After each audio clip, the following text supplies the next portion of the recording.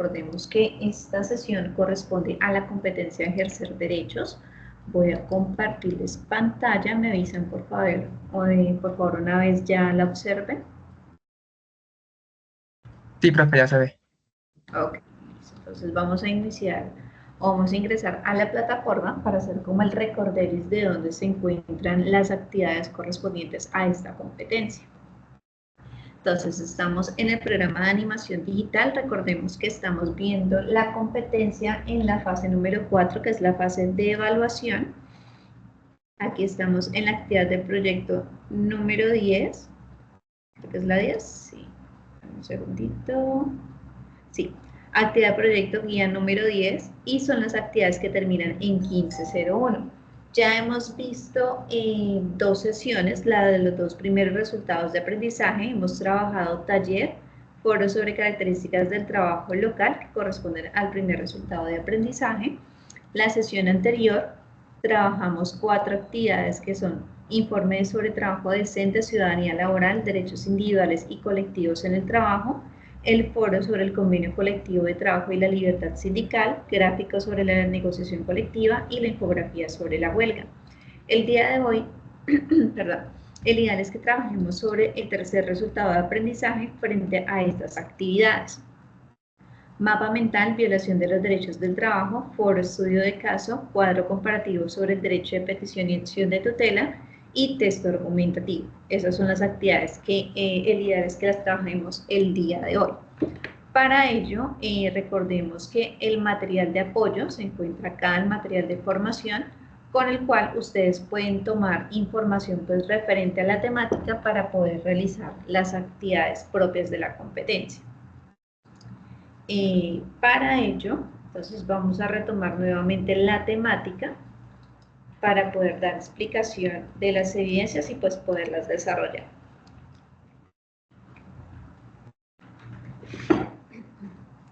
Bueno chicos, recordemos que toda la temática de ejercer derechos nos habla precisamente de eso, de la definición de los derechos fundamentales del trabajo, cuáles son las características principales y cuál es la forma de defenderlos, de hacerlos valer. Recordemos que la OIT habla o nos da el concepto como tal de los derechos fundamentales del trabajo como aquellos derechos y libertades que todas las personas tenemos por el simple hecho de ser personas y que se encuentran reconocidos y garantizados por el ordenamiento jurídico, como tal están dentro del territorio nacional como a nivel internacional y pues como tal deben ser tratados de la manera más equitativa posible para que se pueda velar por la defensa de estos derechos. Cuando nosotros hablamos de derechos fundamentales del trabajo, es importante reconocer sobre cuáles derechos estamos hablando. Y son esta lista de derechos que son como los más principales a tener en cuenta al momento de hablar de los derechos dentro de ese contexto laboral. El primero nos habla del derecho a la vida, la integridad física y mental del trabajador, siempre que su vulneración sea consecuencia directa de actos ocurridos en la relación laboral. ¿Esto qué quiere decir? Que debemos tener en cuenta cualquier situación de acoso, de amenaza, de hostigamiento hacia cualquier persona dentro del contexto laboral y que esas acciones como tal estén afectando directamente esa integridad de la persona que está siendo afectada. Muchos de estos acosos a nivel laboral, recordemos que el acoso a nivel laboral se llama mobbing, lo que en el entorno escolar decimos bullying, pues dentro del entorno laboral tiene ese nombre de mobbing. Ese acoso, ese hostigamiento que se puede llegar a tener dentro del entorno laboral puede tener varias connotaciones o varias formas de presentación, agrediendo esa parte física de la persona, su mente, su estabilidad emocional y pues como tal esas afectaciones son consecuencia directa de ese ambiente laboral que rodea a la persona. El segundo nos habla del respeto y protección a la vida privada y honra del trabajador y su familia. Hay situaciones a nivel personal que se nos presentan y que por la misma magnitud de la situación es necesario darla a conocer en la empresa a ciertas personas, es decir, a quien pues directamente influye o tiene que ver con esta situación, pero eso no significa que la información que brindamos deba ser conocida por toda la empresa. Ese respeto y protección a la vida privada dice precisamente eso, que mi vida es privada y algo que yo pueda comentar en la empresa porque ya se me sale de las manos y es una consecuencia directa de permisos, de situaciones que requieren de pronto algún tipo de cuidado, pues no debe estar en boca de todo el personal de la empresa, sino solamente la deben conocer las personas específicas a las cuales debe llegar esa información. El derecho a la inviolabilidad de toda forma de comunicación privada, es decir, nosotros tenemos la capacidad y el derecho de poder comunicarnos con cualquier persona dentro de ese contexto laboral sin que se nos llegue a negar la posibilidad de realizarlo. Es decir, podemos tener comunicación desde el portero hasta la persona que tenga el más alto rango de la empresa y no se nos puede prohibir ese tipo de comunicación porque pues hace parte de esa sana convivencia dentro del entorno laboral. El siguiente nos dice el derecho a la libertad de conciencia, manifestación de culto, de todas las creencias y al ejercicio libre de los cultos. Más que claro que es la parte religiosa de cada una de las personas y pues por ello no debe haber algún tipo de discriminación. La libertad de expresión, opinión e información sin censura previa en cualquier forma y por cualquier medio. Cualquier información que se brinde dentro del contexto laboral, todas las personas que hacen parte de ese contexto deben conocer la información. Por ello existen los circulares, los memorandos, los correos informativos a nivel corporativo para que pues ninguna persona sea exenta de este tipo de información. La libertad de trabajo, el derecho a su libre elección, además la garantía. Dime, Tatiana. Profe, yo tengo una pregunta en relación a los sindicatos. Es, por ejemplo, si es legal que cobren por por la asociación de los trabajadores. Digamos que el cobrar directamente por participar dentro de un sindicato no es debido, es algo ilegal. Digamos que lo que se cobra o lo que ellos sí pueden recibir son aportes para los diferentes gastos que se requieran dentro del sindicato, es decir, papelería, porque pues eso no lo asume directamente la empresa, sino lo asume la asociación del sindicato, menesteres o como te dijera yo, como los gastos básicos que se requieren dentro del proceso de una negociación colectiva o en caso tal de una huelga. Digamos, el sindicato está formado, ya tienen todos sus suministros de papelería y demás, pero se necesita iniciar un proceso de negociación colectiva con la empresa porque se evidenciaron una serie de discriminaciones y pues falta a los derechos de los trabajadores. Los desplazamientos, el tener que convocar a la gente, el llegar a hacer huelga, pues genera ciertos gastos y para ello sí se tienen que hacer aportes dentro de las personas que hacen parte del sindicato y pues con los trabajadores que estén, digamos, involucrados dentro de esa afectación de los derechos. Más como tal, cobrar como una membresía, como una cuota obligatoria, no es válido realizarlo, no es legal. Ah, vale, profe, muchas gracias. Entonces, hablábamos acá del derecho a la libertad de trabajo, libertad a su libre elección y la garantía de que ninguna clase de trabajo puede ser prohibida salvo las excepciones de la propia Constitución. ¿Qué quiere decir esto? Que cada persona se supone es responsable y es libre de escoger el trabajo en el cual se encuentra involucrado, en el cual está como tal ejerciendo. Y pues como tal, que las excepciones son pues como tal las que prohíbe la ley, por ejemplo, personas que estén trabajando en la producción de droga ilícita, eso es un trabajo que pues como tal la ley lo castiga, entonces la persona tiene libre conciencia de poder escoger su trabajo y pues así evitar los señalamientos frente a la explotación infantil, el trabajo como tal, que se forma como esclavización, entonces ese derecho hace como énfasis en ese punto. El siguiente dice el derecho a no ser sujeto de actos discriminatorios señalados en el artículo 2 del Código de Trabajo. Recordemos que en la sesión anterior hablábamos sobre las posibles causales de discriminación dentro de ese ambiente laboral, que son, por ejemplo, la identidad de género, la nacionalidad de la persona, por el color de su piel se puede llegar a discriminar, por las creencias religiosas. Hay un aspecto muy grande de señalamientos de discriminación y pues el mismo Código del Trabajo menciona que eso no debería ser causal de discriminación y que no debe afectar a la persona dentro de este contexto laboral. El siguiente nos habla de la libertad sindical, el derecho a negociar colectivamente sin obstáculos indebidos. Es decir, cualquier persona, cualquier trabajador puede hacer parte de los sindicatos, puede acercarse a ellos para que velen por sus derechos fundamentales sin que las empresas lleguen a tomar represalias por las situaciones que se lleguen a presentar por esa asociación sindical o precisamente porque se quiera defender los derechos de ese trabajador. Y ese pues tiene mucha relación con el último que está aquí escrito, que es la garantía de indemnidad, que habla precisamente de eso, que si yo me acerco a el sindicato o busco que ellos defiendan mis derechos, pues como tal, eso no va a ser justificación para que la empresa, como se dice pues coloquialmente, me coja entre ojos o me señale por haber querido hacer respetar mis derechos dentro del trabajo.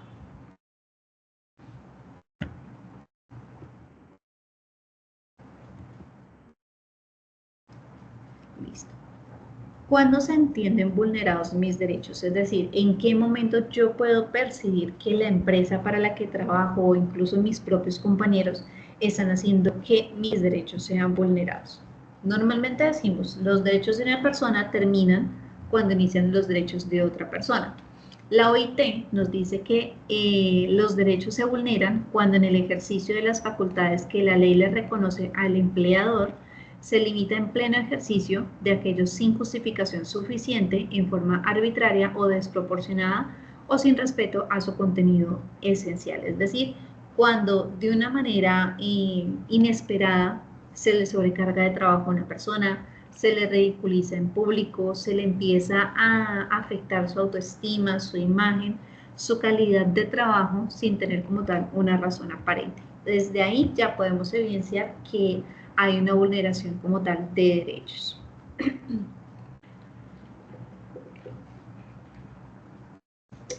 Dentro de este ambiente laboral se pueden llegar a presentar muchísimas situaciones que van a afectar directamente los derechos laborales. Entre ellas, nosotros podemos evidenciar las formas de violencia. ¿Cómo nos podemos dar cuenta que una persona está siendo víctima del mobbing, es decir, de acoso laboral? A través de estos tres aspectos: agresión física, acoso sexual o acoso psicológico. El que más se presenta, el que tiene mayor connotación dentro del entorno laboral, es el acoso psicológico. ¿Por qué? Porque actúa de una manera muy invisible. Puede estar sucediéndole al compañero, a nuestro compañero de trabajo y nosotros no darnos cuenta que esta persona está siendo víctima de ese acoso laboral.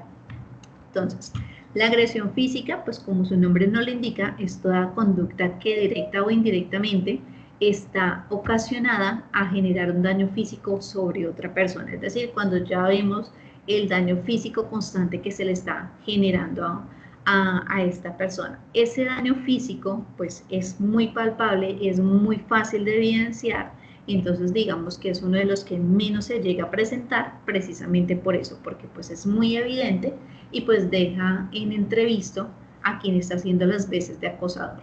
El acoso sexual, toda conducta o comentario reiterado con connotación sexual basada en el poder. Por lo general sucede a un compañero que tiene un rango más alto que nosotros, un jefe inmediato, un gerente, una persona que tiene un cargo o un rango mayor que el de nosotros y como tal hace este tipo de conductas o comentarios sin tener la aprobación o el consentimiento de quien recibe este tipo de acciones. El que les mencionaba el último, acoso psicológico, este como tal puede provenir de una sola persona o de varias, se puede realizar de forma verbal, de forma no verbal, puede ser alterno, continuado, recurrente o sostenido en el tiempo, es decir, su periodicidad de ejecución no siempre va a ser la misma. ¿Por qué? Porque precisamente trata de no levantar sospechas en las demás personas, así como puede ser todos los días, a todo momento, puede darse de una forma muy paulatina para que los demás no se den cuenta y quien hace las veces de acosador ante los ojos de los demás pase a ser realmente la víctima cuando pues sabemos que quien está siendo afectado por esas situaciones pues realmente es la víctima de este acoso laboral.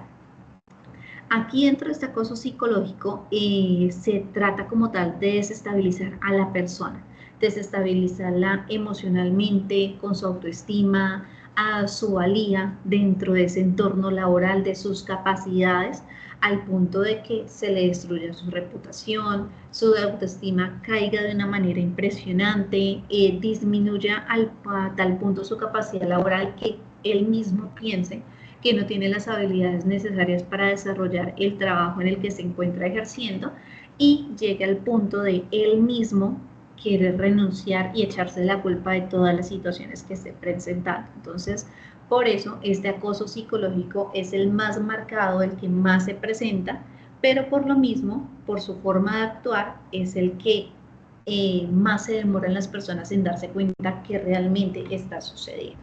Entonces, estas son las tres formas de violencia que se pueden presentar: agresión física, acoso sexual y acoso psicológico. Teniendo claro las formas de violencia que se pueden presentar dentro del entorno laboral, también es importante reconocer que no es violencia. ¿Por qué? Porque podemos llegar a confundir nuestras obligaciones, la exigencia que puede tener un superior frente a las obligaciones que tenemos dentro del trabajo, las podemos confundir con violencia laboral cuando pues realmente no puede llegar a ser así. Dentro de las acciones que no son violencia, encontramos los conflictos laborales, exigencias organizacionales, estrés laboral y el burnout. Dentro de los conflictos laborales, cualquier situación que se puede llegar a presentar, porque hay discrepancia en opiniones, es una situación cualquiera que en cualquier momento se llega a presentar, pero si las dos personas son realmente maduras, entienden que es algo del momento, que es una situación particular, y que pues de ahí no debe pasar realmente. Si ese conflicto laboral crece, es decir, las personas se lo toman muy personal y desde allí empieza como a enfocarse en maltratar a una persona, ahí ya puede empezar lo que es la agresión física o el acoso psicológico, y eso sí se vuelve violencia laboral. El segundo punto son las exigencias organizacionales. La definición nos dice que pueden presentarse situaciones orientadas a satisfacer exigencias de la organización, guardando el respeto debido a la dignidad del trabajador y sus derechos patrimoniales y excluyendo toda forma de abuso de derecho. Es decir, cuando nuestro jefe inmediato nos llama o hace alguna reunión referente pues a las situaciones que se están saliendo de control dentro de ese grupo de trabajo. Puede ser llegadas tarde, que no hay un cumplimiento de una meta, que se están presentando situaciones problema dentro del grupo de trabajo, y eso hace parte de esa organización laboral. Cuando esas exigencias organizacionales se pueden volver violencia, cuando solamente se señala lo malo de una sola persona sin tener en cuenta que las otras personas del equipo pueden estar realizando la misma acción que es injustificada y que como tal está dañando la armonía del grupo. Ahí ya sí se vuelve violencia. El estrés laboral nos dice que es la consecuencia directa de una actividad o una tarea y se puede manifestar en una serie de alteraciones tanto psicológicas como físicas.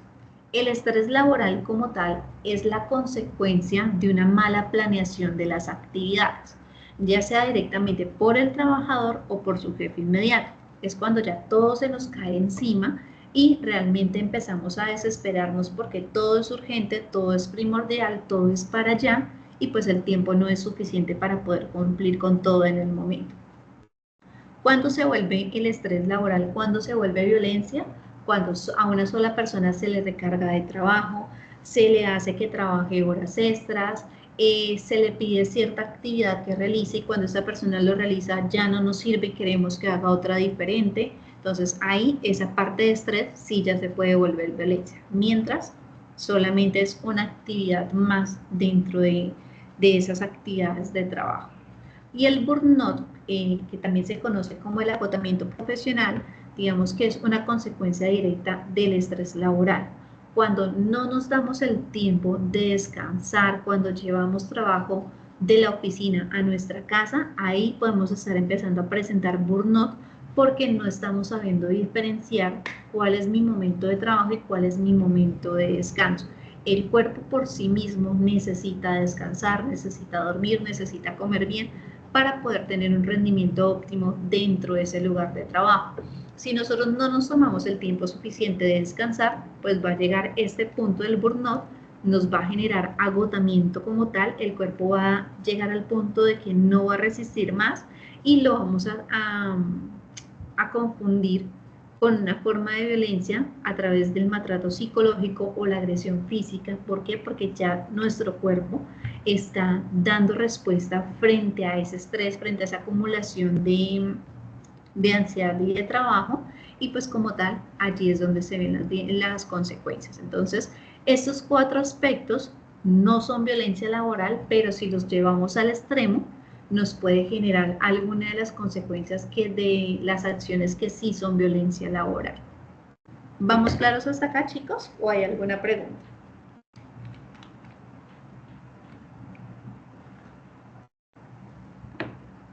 Está claro, profe. Cuando tenemos claro qué es violencia laboral, qué no lo es, en qué momento se están viendo vulnerados nuestros derechos, también debemos conocer que hay unos mecanismos bajo los cuales nosotros podemos hacer que se defiendan esos derechos sin necesidad de un intermediario, es decir, sin necesidad de acudir al sindicato y las demás entidades. Digamos que este es el primer paso para nosotros hacer defender esos derechos. Y aquí no solamente hacen parte del contexto laboral, sino en cualquier contexto. Esos mecanismos, ¿cuáles son? Acción de tutela, derecho de petición, acción de cumplimiento y acciones populares. Digamos que esto nos busca a nosotros generar como ese salvaguarda de nuestros derechos, ya sea cuando queremos hacer una solicitud de información, de documentación, de vulneración como tal de algún derecho, de exigencia frente a alguna situación que se está presentando y que no es la más adecuada.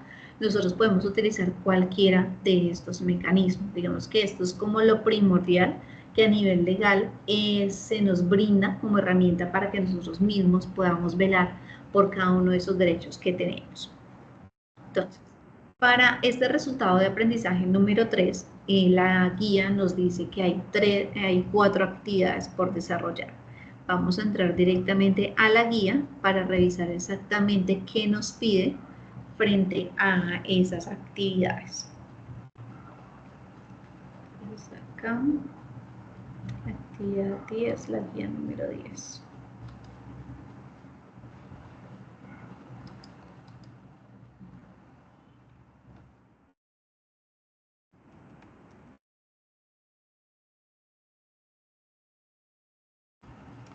Bueno, entonces la primera, estas actividades del resultado de aprendizaje número 3 están a partir de la página número 15 y nos dice que la primera evidencia es un mapa mental, violación de los derechos del trabajo. ¿Qué nos dice la actividad o cómo se debe desarrollar? Me dice que primero hay que hacer una lluvia de ideas sobre los derechos humanos en el trabajo, indicando en qué consiste el derecho, cómo surge y ante quiénes se puede exigir el cumplimiento, ¿cierto? Esta información ustedes también lo encuentran dentro de ese material de apoyo que está dentro de la plataforma. Allí nos dice entonces que teniendo en cuenta lo que habla la OIT frente a los derechos del trabajo, lo que habla el derecho internacional humanitario y desde la parte legal de cada país, cómo se deben manejar esos derechos, cómo se le da la protección a esos derechos. Entonces nos dice que debemos hacer un mapa mental en el cual se presente cuáles son las acciones que se pueden tener en cuenta frente a esa vulneración de derechos. Es decir, qué es la violación de derechos, cómo se puede presentar, cuáles son de pronto los síntomas, es decir, todo lo que abarque información representativa frente a esa violación de derechos. ¿Para qué? Para que cualquier persona que no conozca el tema pueda identificarlos y en caso tal ayudar a esa persona que está siendo víctima de esa violación de los derechos. Aquí también nos dice que en caso tal de que no sepamos hacer un mapa mental, hay un anexo que se llama construcción mapa mental que puede servir como guía para que se pueda elaborar. Entonces, la forma de entrega nos dice que efectivamente tenemos que entregar un mapa mental. La extensión del documento puede ser mínimo una hoja, máximo 2, y el formato nos dice que puede ser en formato Word o en formato PDF. De preferencia que sea en formato PDF para que al momento de revisar la evidencia pues podamos calificar directamente sobre lo que ustedes están enviando y pues no haya de pronto un cambio de formato al momento de descargar el archivo. Entonces esto es lo que pide directamente la guía para desarrollarlo. Ahora, nosotros desde la clase lo vamos a desarrollar de la siguiente manera. Les voy a compartir este enlace, se van a vincular al Canva y ya les digo exactamente cómo lo vamos a trabajar.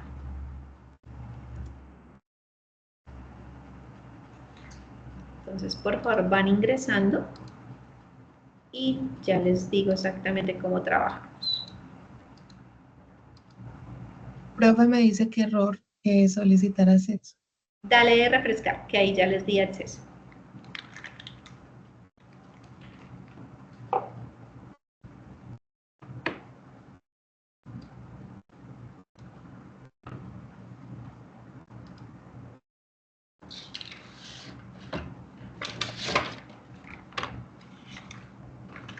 ¿Sí te dejó ingresar?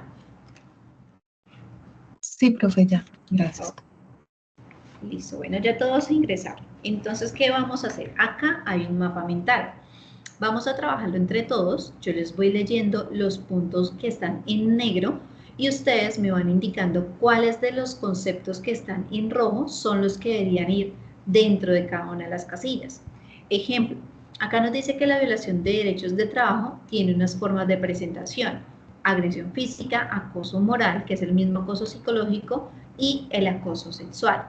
El acoso moral es el que les decía hace un momento, se llama mobbing, que dentro del contexto escolar se denomina bullying, mientras que dentro del contexto laboral es este el nombre que tiene. Entonces, de esa manera lo vamos a desarrollar. Yo les voy leyendo el apartado que está en negro y ustedes me indican cuál de los que está en rojo es el que debería ir dentro de esos puntos. ¿Clara la información, chicos? Sí, señora.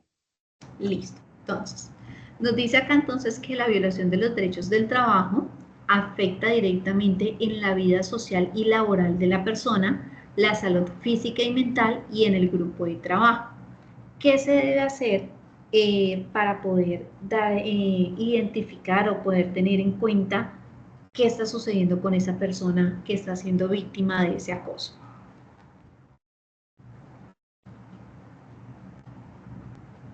De todos los puntos rojos que están, ustedes me indican cuál creen que van ahí en ese punto de qué hacer.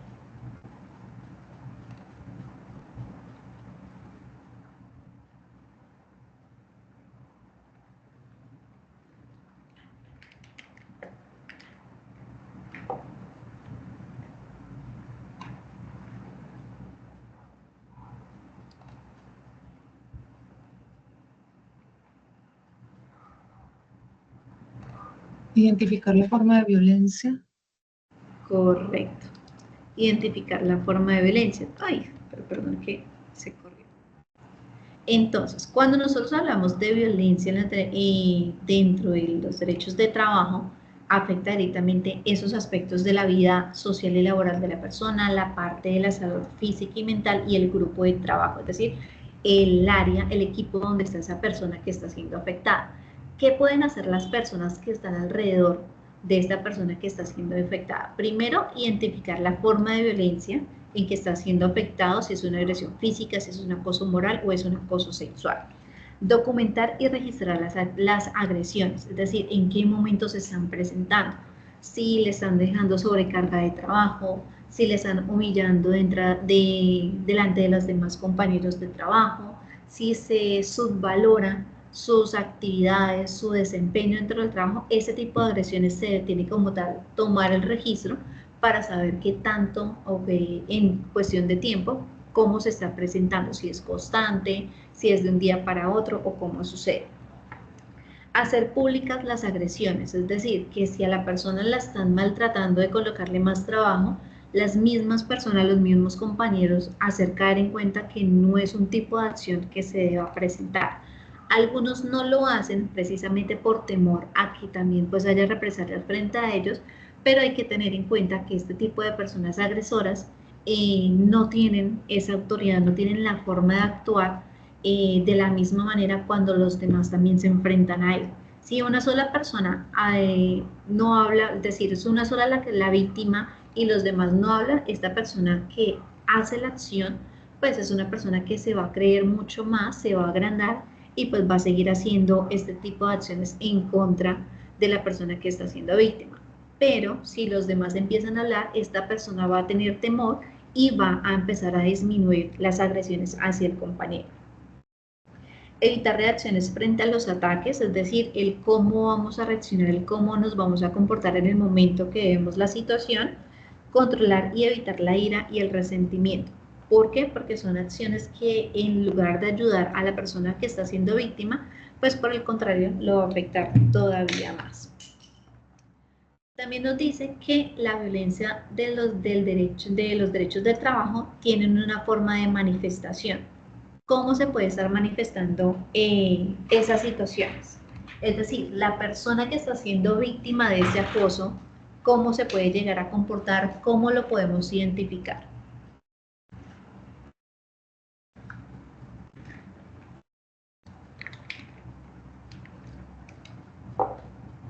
Se aísla. Se aísla, ¿cierto? Es una persona que va a cambiar totalmente su comportamiento, se va a aislar de sus compañeros, van a haber cambios de tareas sin sentido, lo que les decía hace un momento, hay una sobrecarga de trabajo o de un momento le ponen a hacer una tarea que pues no es dentro de su rol, sobrecarga de trabajo, difamación, la crítica o el tratar de ridiculizar a esta persona. Esa violación de derechos de trabajo, ¿contra qué puede llegar a atentar? Es decir, ¿qué está afectando directamente esa violación de derechos de trabajo?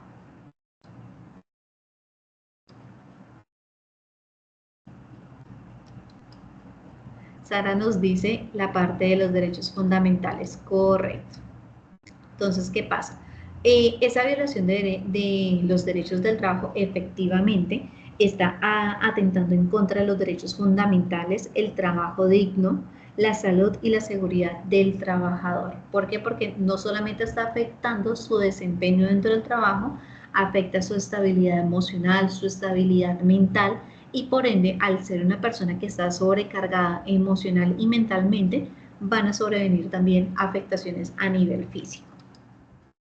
¿Y cómo podemos definir la violación de los derechos del trabajo? ¿Cuál sería la definición que podríamos dar?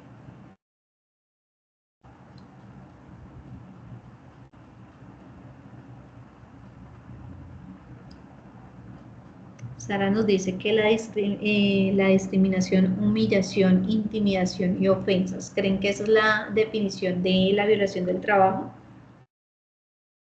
¿O cuál creen que sería? Por acá. La de la conducta creída. Exacto. Nos dice que es toda acción o la omisión del comportamiento destinado a provocar directa o indirectamente un daño físico, psicológico o emocional, o moral, perdón. Listo. Entonces ahí nos dice que hay 3 formas de presentación: la agresión física, la moral y el acoso sexual. La agresión física, ¿cómo la podemos definir?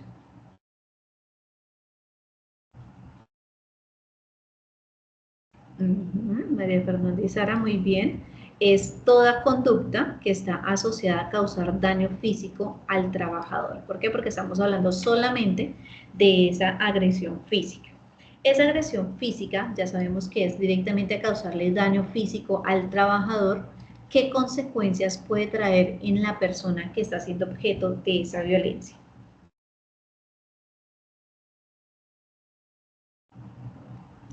Ajá, muy bien. Exacto, puede traer estrés, depresión, ansiedad, pérdida de esa autoestima, la culpabilidad, dificultades médicas como problemas cardíacos por la misma ansiedad y el estrés que puede llegar a generar, problemas digestivos, insomnio y miedo. La persona puede llegar a experimentar eso precisamente, ve a su acosador, a su atacante y pues puede empezar a sufrir cualquiera de estos síntomas. El siguiente nos dice, el acoso moral, pues sabemos que también se llama mobbing y es una conducta de hostigamiento laboral. Esa conducta de hostigamiento laboral, ¿quién la puede provocar? Correcto. Puede venir de parte del jefe inmediato, de un supervisor o inclusive de otro empleado, de alguien que tenga un cargo mayor a la persona que está siendo objeto de esta situación. Nos dice por acá también que el acoso sexual, ¿cómo lo podemos definir? Ajá, correcto. Es una conducta reiterada con connotación sexual, no consentida por quien lo recibe, basada en el poder que perjudica como tal el desempeño laboral de quien lo está sufriendo. Y por último nos dice, bueno, no había terminado acá, qué pena. Nos dice que el acoso moral pues puede venir exactamente de un jefe de supervisor y que pueda atentar contra la dignidad de la persona, provocando discriminación, humillación, intimidación y ofensa, ¿cierto? Entonces, este mapa mental que está realizado acá pues nos da como tal ese esbozo general de cuál es la definición, cómo se puede ver afectada la persona, cómo se puede presentar, quién lo puede realizar y ese tipo de situaciones que puede generar esa violencia dentro de esa persona. Es decir, son como las señales de alarma que debemos conocer y que cualquier persona debe conocer para poder identificar cuando alguien está siendo víctima de matoneo o de acoso laboral. Entonces, esta es la primera evidencia. Como ustedes ya saben, chicos, acá en compartir le van a dar descargar, tipo de archivo PDF estándar, y esta sería la primera evidencia de este tercer resultado de aprendizaje. Esta evidencia ustedes la van a cargar en esta parte.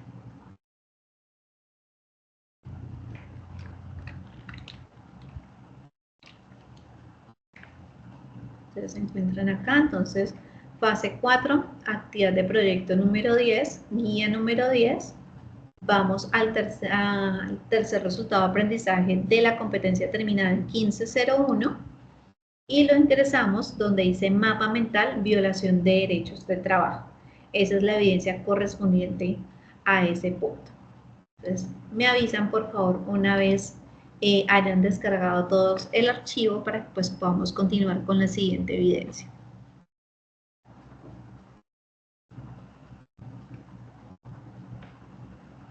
De esta actividad, chicos, ¿tienen alguna pregunta o todo está entendible? Okay. ¿Listo? ¿Ya descargaron todos el documento? Fernanda De mi ya. parte, sí, señora. Sara también, Tatiana ya. ¿Cuándo descargaste? Ok. Listo. Entonces vamos a cerrar este enlace y vamos a continuar con la siguiente evidencia. Dentro de la siguiente evidencia, dentro de esta competencia, nos dice que hay que hacer un foro estudio de caso. Este foro no lo vamos a trabajar porque nos dice que hay unos casos que están asignados y que pues se deben asignar por el instructor.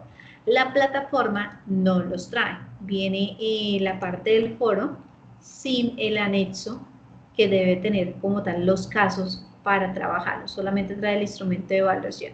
Entonces, como el foro no trae los casos que debería tenerlos para poder trabajar sobre ellos, esta evidencia la vamos a omitir, es decir, el foro no se trabaja.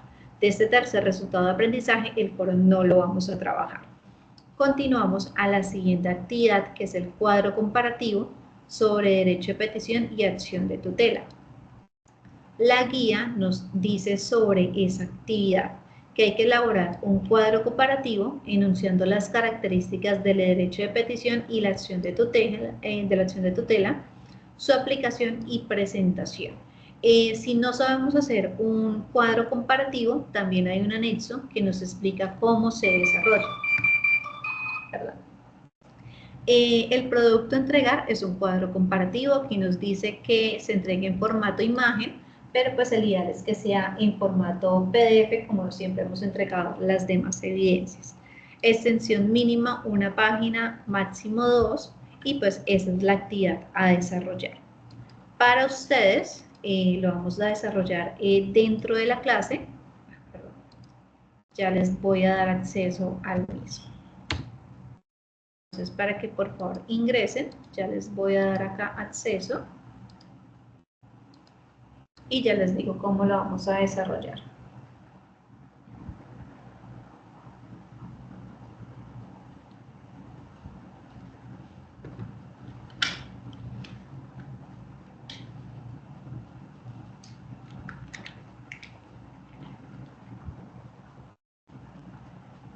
Listo. ¿Quién me falta por ingresar? Ya está, creo que Juan. Listo. Entonces, listo, ok. Ya son los 4. Listo, entonces acá ya está el esquema del cuadro comparativo frente a lo que es el derecho de petición y la acción de tutela. ¿Qué van a hacer? Hay una serie de aspectos básicos a conocer y poder diferenciar para qué sirve el derecho de petición y para qué la acción de tutela.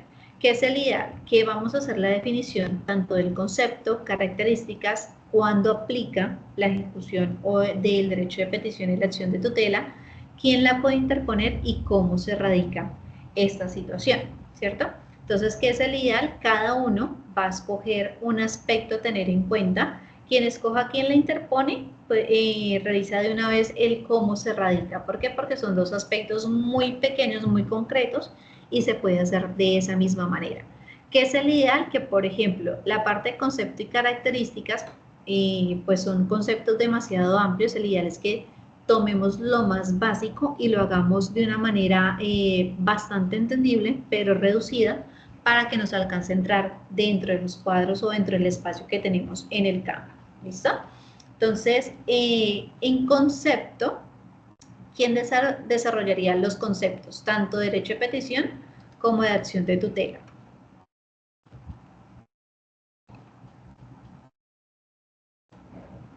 Juan, listo.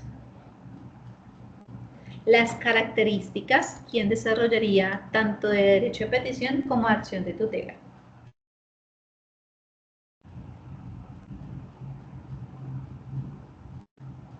Fernanda, listo. ¿Cuándo aplica? Es decir, ¿en qué momento se debe desarrollar un derecho de petición y acción de tutela? ¿Quién lo realiza?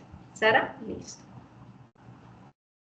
Por ende, Tatiana, tú desarrollas quién la interpone y cómo se radica. ¿Clara la actividad, chicos? Sí, señora. Listo, perfecto. Entonces, ahí les doy el espacio para que la puedan desarrollar. Cualquier duda, estoy acá pendiente.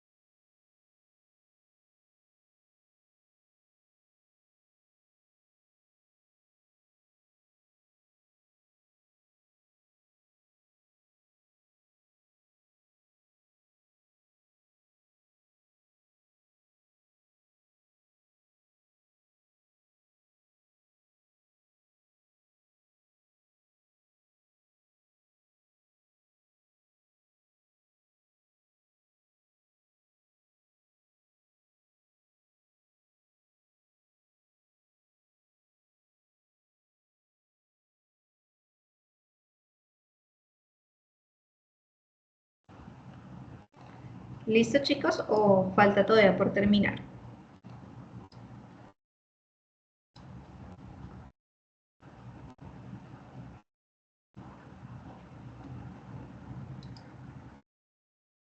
Yo ya voy a terminar, profe. Ok, dale. Me avisan, por favor, para que paséis y hagamos la socialización.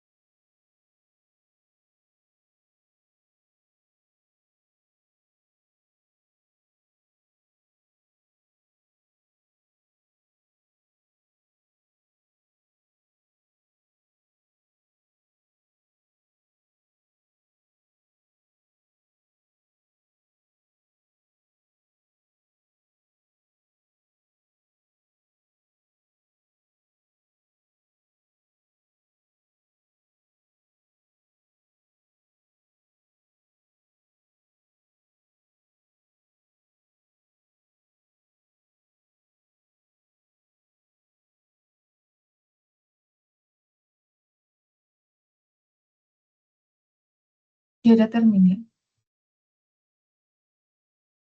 Ok, ¿los demás compañeros también ya terminaron? Tatiana ya. Juan igual. Sara. Sí, profe, ya terminé. Ok, perfecto, listo. Entonces vamos a proceder con la socialización. Entonces, arranquemos por la parte de los conceptos. Juan, indícanos por favor qué encontraste frente al concepto de qué es derecho de petición y qué es acción de tutela.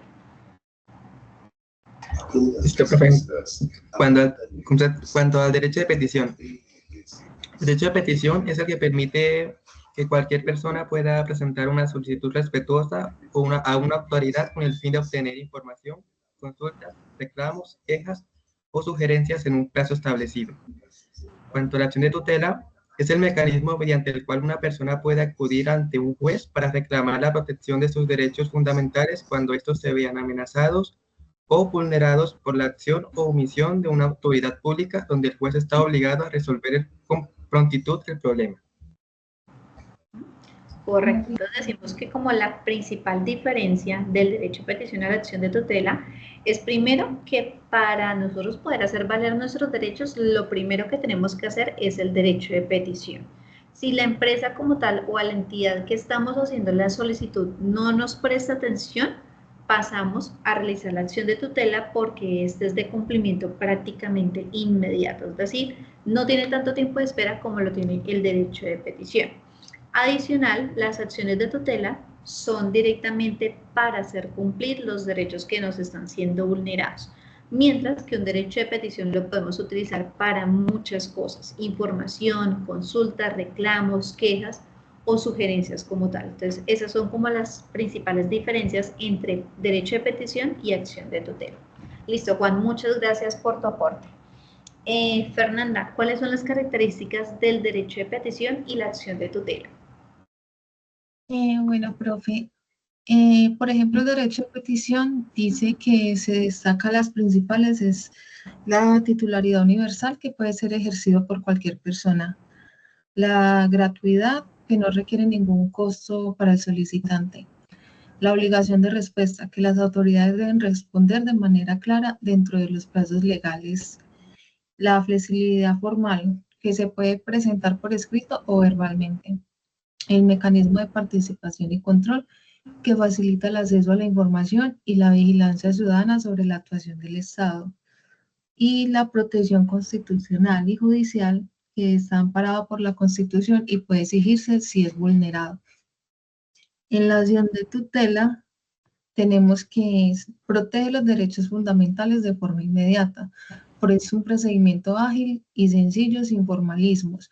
Puede presentarse por cualquier persona, incluso sin abogado. Es gratuito y de fácil acceso.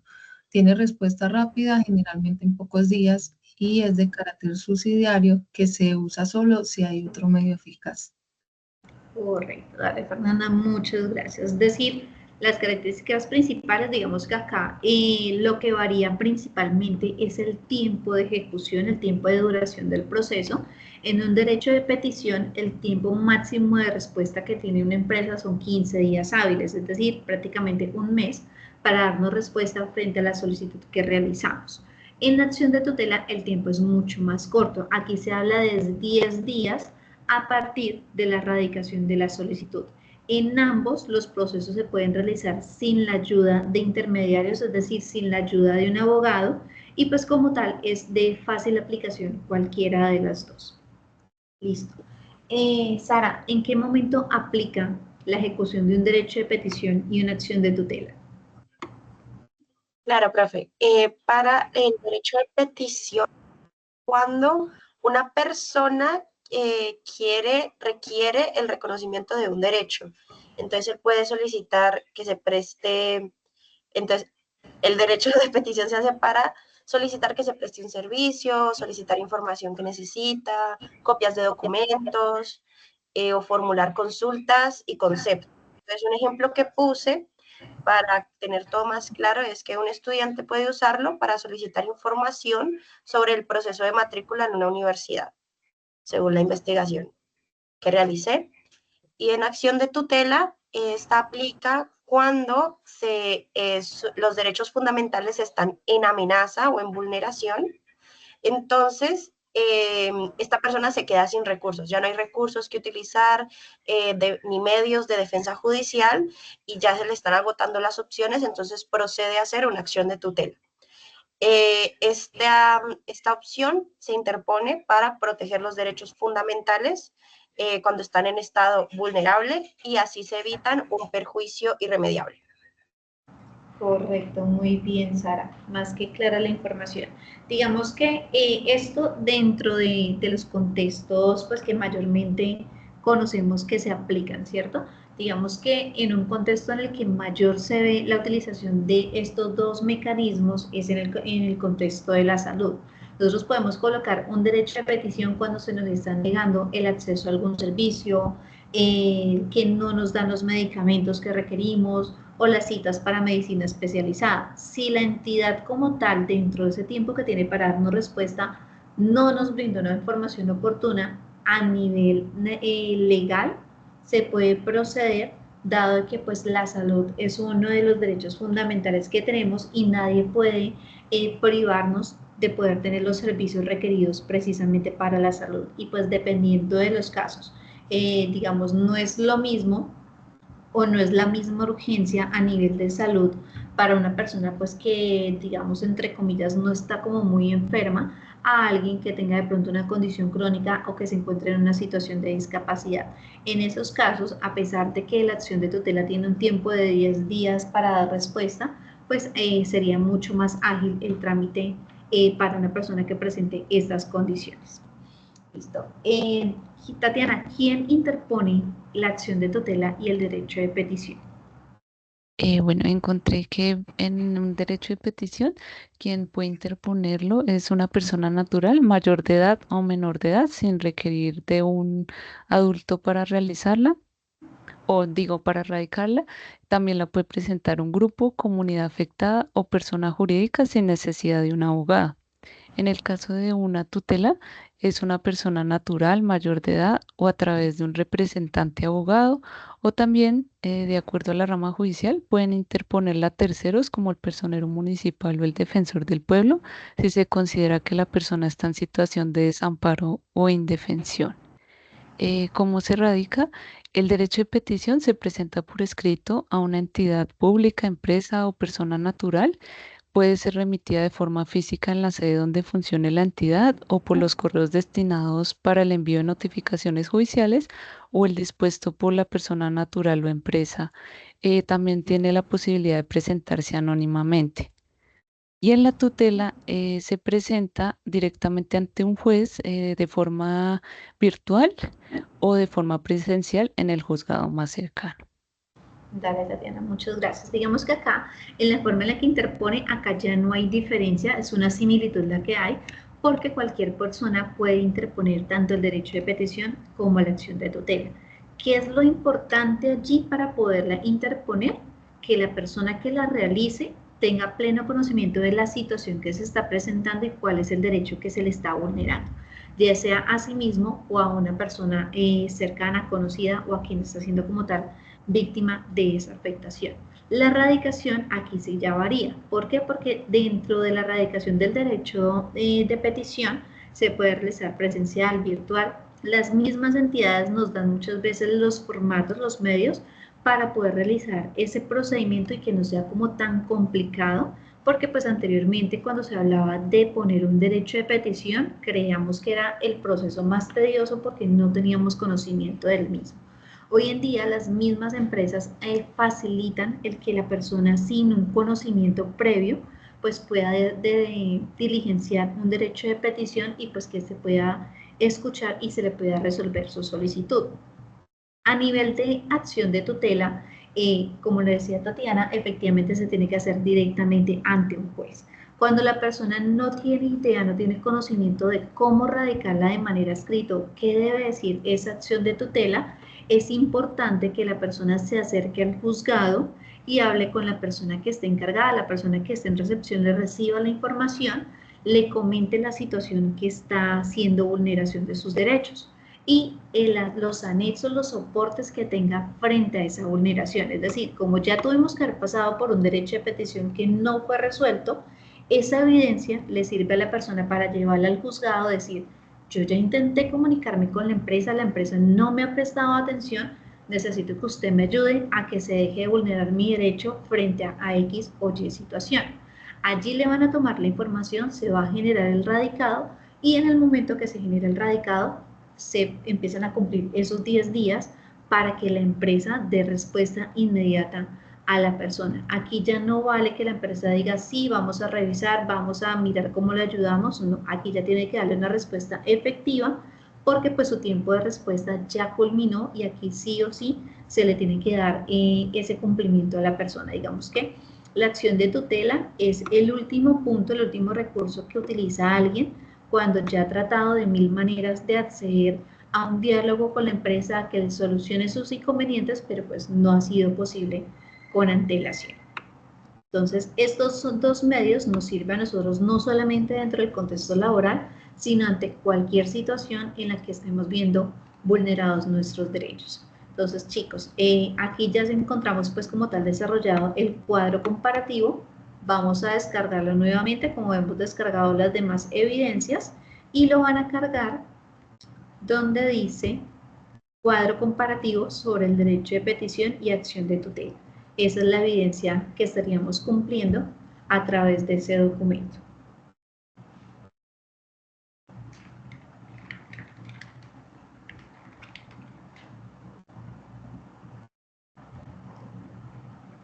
Listo, me avisan por favor en el momento que ya lo hayan descargado para poderles dar la explicación de la siguiente evidencia.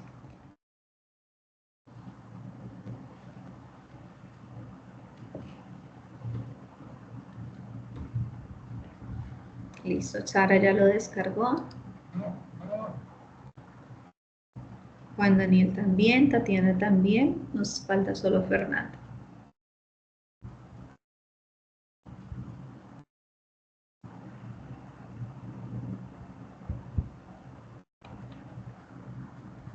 Listo, Fernanda también ya lo descargó, entonces ya le vamos a dar cerrar acá al acceso y vamos a mirar la guía que nos pide para la última actividad. Esta última actividad de este tercer resultado de aprendizaje nos dice que es un texto argumentativo. Nos dice que con la información suministrada dentro de este componente y pues la explicación brindada, se debe elaborar un texto no mayor de una hoja, el cual presente nuestros argumentos personales frente a uno de estos tres temas. Importancia del derecho de asociación, derecho de huelga o los desafíos del derecho del trabajo en el mundo moderno. Como es un texto argumentativo, pues no es mayor de una hoja, ustedes solamente van a hacer eso, escogen la temática, hacen su argumento frente a cuál de los tres le parece más importante, el por qué, la explicación que ustedes quieran dar frente a él, lo convierten en PDF, recordemos que pues el ideal es que toda evidencia vaya en formato PDF, y pues como se trata de un argumento personal, lo debemos hacer de manera individual. Entonces, esa de las actividades del tercer resultado de aprendizaje, esa es la única que va a quedar para desarrollo desde casa y se debe cargar aquí donde dice texto argumentativo. ¿Tienen alguna pregunta frente a esa evidencia, chicos?